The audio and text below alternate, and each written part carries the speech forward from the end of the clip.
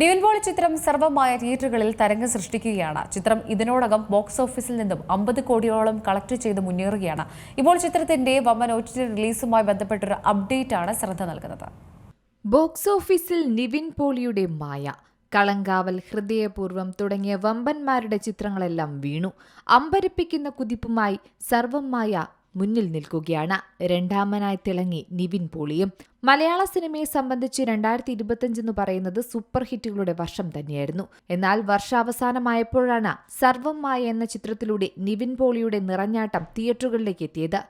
6 വർഷങ്ങൾക്ക് ശേഷം എത്തുന്ന നിവിൻ പോളിയുടെ സൂപ്പർ ഹിറ്റ് ചിത്രമാണ് അഖിൽ സത്യന്റെ സംവിധാനത്തിലൊരുങ്ങിയ സർവമായ എന്നത്.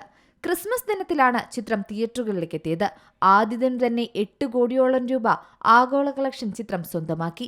ഇപ്പോഴിതാ 50 കോടിയും കടന്ന് ചിത്രം കുതിക്കുകയാണ്.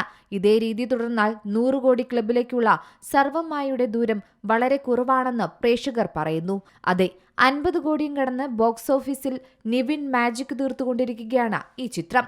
പാച്ചുവും അത്ഭുതവിളക്കും എന്ന ചിത്രത്തിന് ശേഷം അഖിൽ സത്യൻ കഥയെഴുതി സംവിധാനം ചെയ്ത ചിത്രം കൂടിയാണ് സർവമായ. അജു വർഗീസ്, നിവിൻ പോളി കൂട്ടുകെട്ട് വീണ്ടും ഒരുമിച്ചപ്പോൾ പ്രേക്ഷകർക്ക് കണ്ടുചിരിക്കാൻ നിരവധി നർമ്മ മുഹൂർത്തങ്ങളാണ് ഈ ചിത്രത്തിലൂടെ ലഭിച്ചത്. കൂടാതെ ചിത്രത്തിൽ പ്രധാന വേഷത്തിൽ അതും പ്രേതമായി എത്തിയ റിയ ഷിബു മികച്ച പെർഫോമൻസാണ് കാഴ്ചവെച്ചിരിക്കുന്നതും. ഫൺ സ്വഭാവത്തിലൊരുങ്ങിയ ആദ്യ പകുതിയും ഇമോഷണൽ ഫീൽ ഗുഡ് രണ്ടാം പകുതിയുമാണ് സിനിമയുടെ പ്രത്യേകതയെന്ന് പലരും സമൂഹ മാധ്യമങ്ങളിലൂടെ പങ്കുവയ്ക്കുന്നു.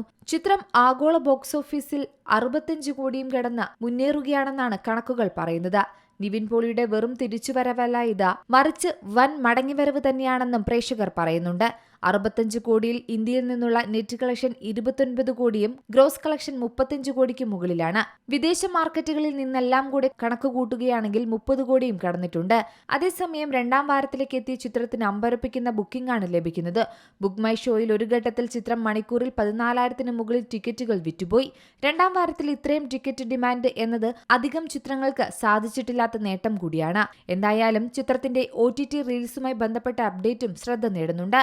ജിയോ ഹോട്ട്സ്റ്റാർ ആണ് വൻ വിലയ്ക്ക് ചിത്രത്തിന്റെ OTT സ്ട്രീമിംഗ് അവകാശം സ്വന്തമാക്കിയത്. എന്നാൽ നിർമ്മാതാക്കളോ ഹോട്ട്സ്റ്റാറോ ഇതുവരെ ഔദ്യോഗികമായി ഇക്കാര്യം അറിയിച്ചിട്ടില്ല. മിനിമം 45 ദിവസങ്ങൾക്ക് ശേഷം മാത്രമാകും OTTയിൽ സർവമായ എത്തുക. പരമാവധി തിയേറ്റർ റൺ പൂർത്തിയാക്കിയതിനു ശേഷമായിരിക്കും OTTയിൽ എത്തുകയെന്നും കണക്കുകൂട്ടലുണ്ട്. Entertainment desk, Zee Malayalam news. ഏറ്റവും പുതിയ വാർത്തകളും വിശേഷങ്ങളും വിരൽ തുമ്പിലറിയാൻ സീ മലയാളം ന്യൂസ് എല്ലാ ഡിജിറ്റൽ പ്ലാറ്റ്ഫോമുകളിലും ലഭ്യം.